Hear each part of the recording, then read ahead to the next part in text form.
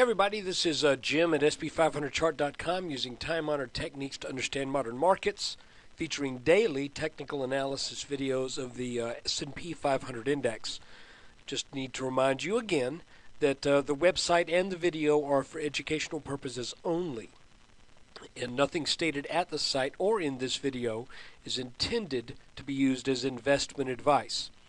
I can draw lines on charts, but you have to draw your own conclusions from your own research and make investment decisions that are suitable for your personal financial situation. I'm not a licensed financial professional. I'm just a guy who draws lines on charts. So let's get started.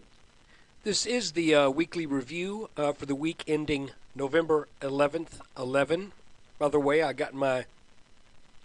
homeschool both our boys, and at about a little after 11:10 this morning, I got them all together and said, "Come down here, quick, quick, quick!" And we were all gathered around the clock, and I showed them when it was 11:11 and 11 seconds on 11:11:11, and that's not going to happen for really well. It's never going to happen again. And the next time that'll happen, it'll have to be 2000. Well, no, that won't work. Gee, I guess it'll have to be 2012. On December 12th at 12:12. Anyway, that's silly. Look, this is what we're looking at today. We want to take a look at a 30-minute chart to start with, then we're going to take a look at the week kind of in review.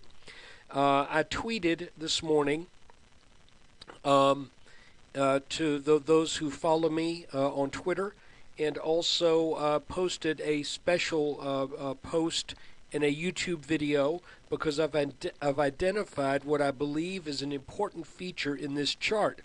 And that important feature is this triangle right here. It is a symmetrical triangle that has two solid touches on the top and what I would consider two very solid data points on the bottom. And it just so happens that it extends back to this data point. This one really isn't that important, okay? Because we've got a number of well, I guess you could even pull it back a little further and say all of those kind of line up. So anyway, the point being, it appears to me that this pattern is going to have some predictive say-so in the near future as to which way the markets are going to go. Now, you know that I have been somewhat predisposed towards a bearish sense because of this head and shoulders pattern right here that broke down. It did satisfy the minimum target of this pattern, but it's very typical for head and shoulders patterns and other topping patterns that have a neckline that once they break down, a pullback is made to that neckline. And folks, you have to pardon me, I've got a cold. Folks, you'll have to see that my bearishness is somewhat justified because I don't see I don't see any real good reason to look at this as anything right now as other than a pullback. But that could change. And what could make that change? Well, what happens with this pattern right here? And the reason I say that is, you know, the measuring method for a triangle pattern. You take the pattern from the point of the first reactive move, which would be up here at the top, as I see it. In other words, that is the first time inside the pattern a full turn is made from the top to the bottom. I would not count this right here because we didn't come into this. So you look at the first time it reacts back. So that's what I tend to do. And if we take this and we say that's going to be the distance of our move, if it is a downside breakout from this pattern, then we're looking at something as a minimum target in the low 1150s. If it is an upside breakout, then, and I'm just guessing on when it might break. I don't know. I just know it's going to be in the future, so we're moving it ahead 3 days. So we're looking at either something in the low 1150s or something up in the high 1350s. And you might say, well, that's a 200-point spread. That's kind of so, Jim. That takes some powerful prognosticating powers there for you to say that sometime in the future the markets are going to trade from somewhere around 1153 to 1358. But no, that's not what I'm saying. What I'm saying is, if this pattern breaks this red line on the bottom, then it should at least trade down to the low 1150s as a minimum target.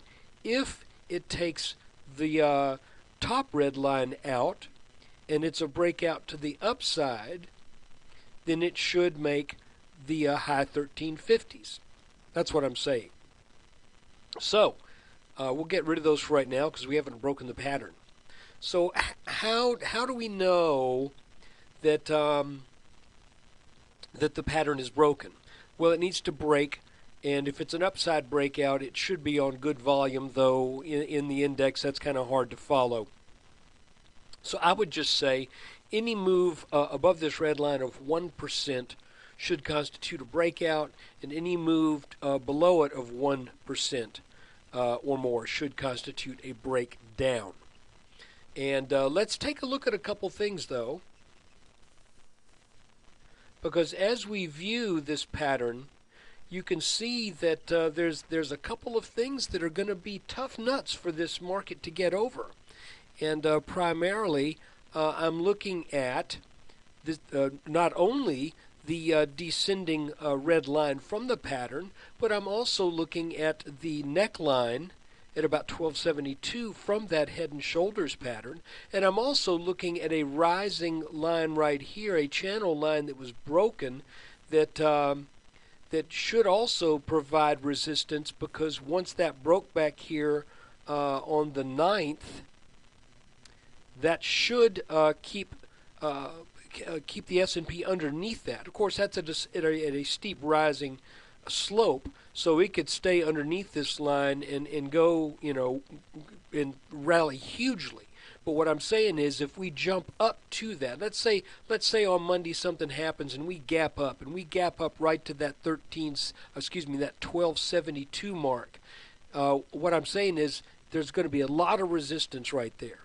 So at the open on Monday, 1272 it almost has an intersection of all of these things happening. Once we start getting into the week, then this slopes down, this slopes slightly up, and this slopes greatly up. So these three lines are offering resistance. And also, if just in the event that something crazy happens, this line right here is also resistance. But I don't think that's going to come into play. Now, somebody asked in our forum, it said that looks kind of strange, the way we gapped up, and then we just stuck right around the low to mid 1260s all day long. What was that all about? Well, I don't know what it was all about, but I can tell you that there's this little internal line here that corresponds to this point, and now this point. So what do we look for? Well, we look for, because here the markets were turned back, here the markets were turned back, and here, if the markets get turned back, then we might even extend this line down here and say that there's something internal to this market that's creating this little middle structure right here. Okay?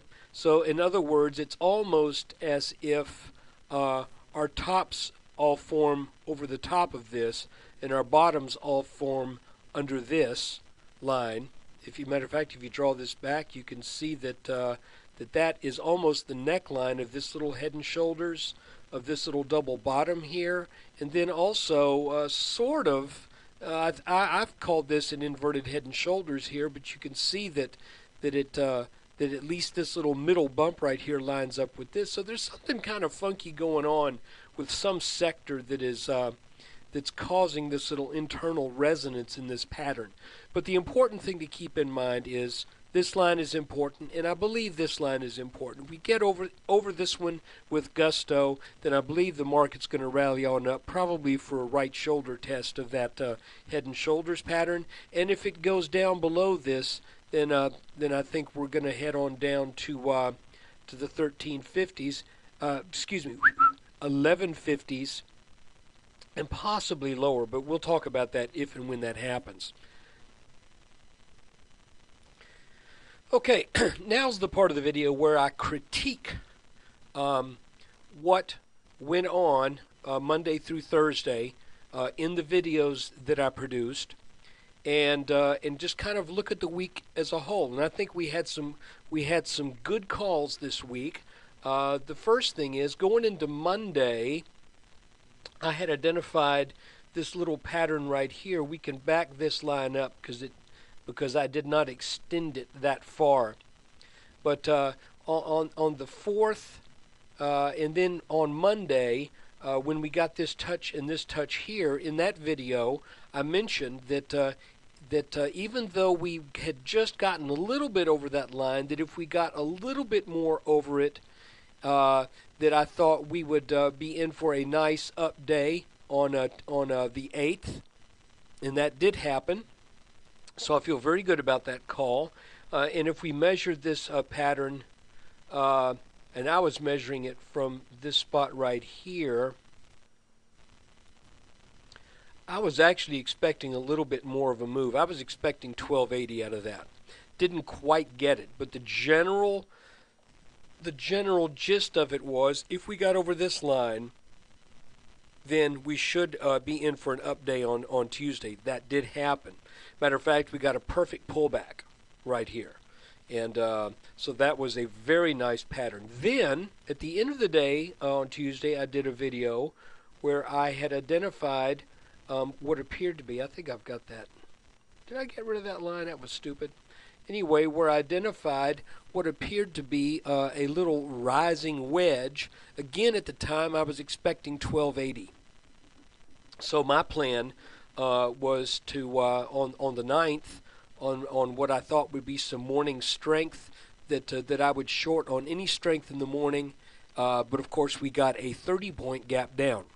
So as far as trading, that call was useless because unless you just happen to take that position at the end of the day on the 8th, that call was basically useless because there was a 30-point gap down. So that completely, while I stand by the call, even though it missed the top by about 3.5 points. The gist is this is setting up for a downward move. So good call on Tuesday. It just the gap down just thoroughly screwed up the trade, at least for me. Then we come down through the 9th, and we're trading down lower and lower and lower.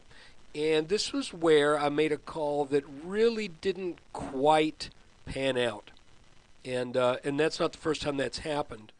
In retrospect, you could almost say it did, but it was my hope. We were looking at a descending wedge right here, and it was my hope that we would get down to the low 1220s again.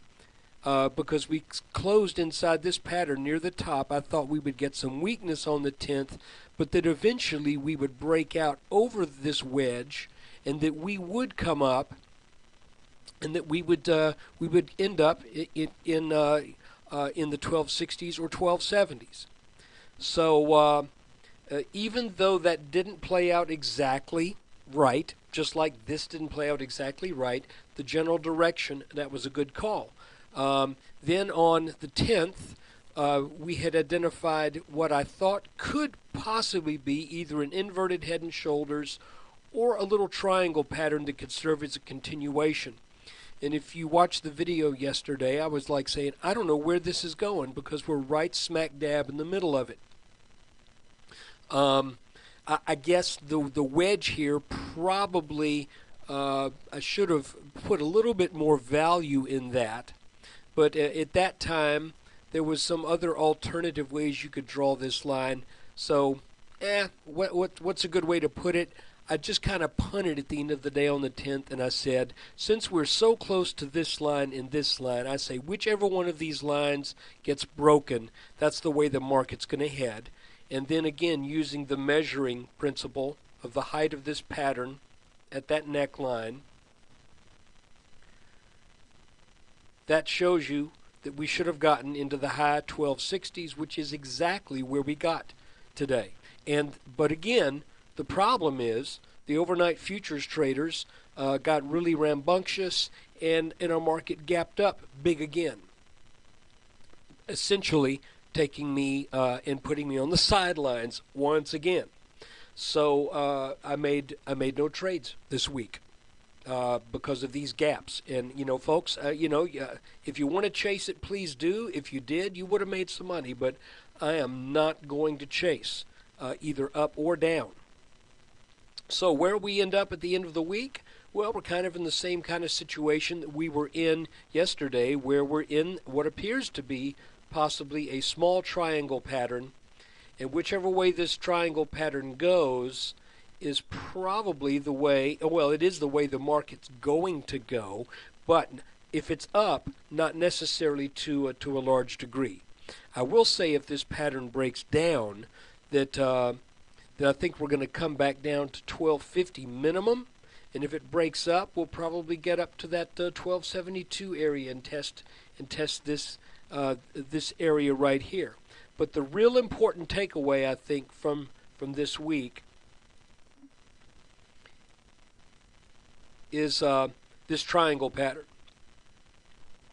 I think that's the thing that we really need to keep our eyes on, because I think whichever way this guy goes, that's the way the market is going to go, at least for a while. So look, one more thing I want to show you. Also, if we take this pattern, this line right here drawn across these tops, and create a parallel line, I want to show you something real quick. It doesn't line up exactly, but it lines up pretty darn close from these bottoms to these bottoms right here. So if this pattern breaks down right here, I think we'll get something of an advance notice, because this blue line will have to go first. So what I'm saying is, if this blue line, this bottom blue line right here goes, and it gets breaking. I sound like Dizzy Dean. If those of you who are old enough will remember Dizzy Dean, the old baseball announcer, also a pitcher, who used to say that he used to make up words on the fly. Like the past tense of slid was slud. But anyway, I digress. What I'm saying is, I believe this line right here, this rising line, if it gets broken to the downside with a move under 1240, that should, I hesitate to say this, but I think that that could almost seal the deal for a breaking of this red line. And then finally, I want to show you one more thing. If this red line does break, and this is kind of our next peak right here, I want you to look at what we've got kind of as our shape right here. We have a complex head and shoulders pattern with multiple left shoulders, kind of an interesting head, and potentially multiple right shoulders as well. So, look, I appreciate you watching this video, and I want to let you know it is my desire not really to point out where the markets are going to go, but really to point out the lines that are significant, and then let you follow these things on your own. We have three things, well, actually two main things that we do for subscribers. One of them is subscribers get to see the Monday through Thursday videos right after the close, or within an hour or two of the close typically. Sometimes it's later in the evening, depending upon my schedule. So you get to see a video on every trading day, at least 95% of the time, and you get to see that for less than $1 per day, less than $1 per trading day. It's $19.95 a month. The other thing you get is the chart that we were just looking at. This is a live chart. I provide a link to this chart so you can watch for yourself where things tend to bounce all around on these lines. And again, the goal isn't that I become the guru and you become the follower. I really don't want that. I don't want that responsibility. But what I do want to do is help us all to learn more and to understand and to try to get a handle on some of these really interesting patterns that develop in the human behavior of the markets. So that's $19.95 a month if you want to partake in that. And if you want to save a little money, you can sign up for a year, $189.95. The good news is that every subscription will start off with a $4.95 2-week trial. And $4, that's 50 cents a day. You know, think about 50 cents a day. That's what? A cigarette if you smoke? So, you know, smoke one less cigarette. Sign up for SP500chart.com. Thanks.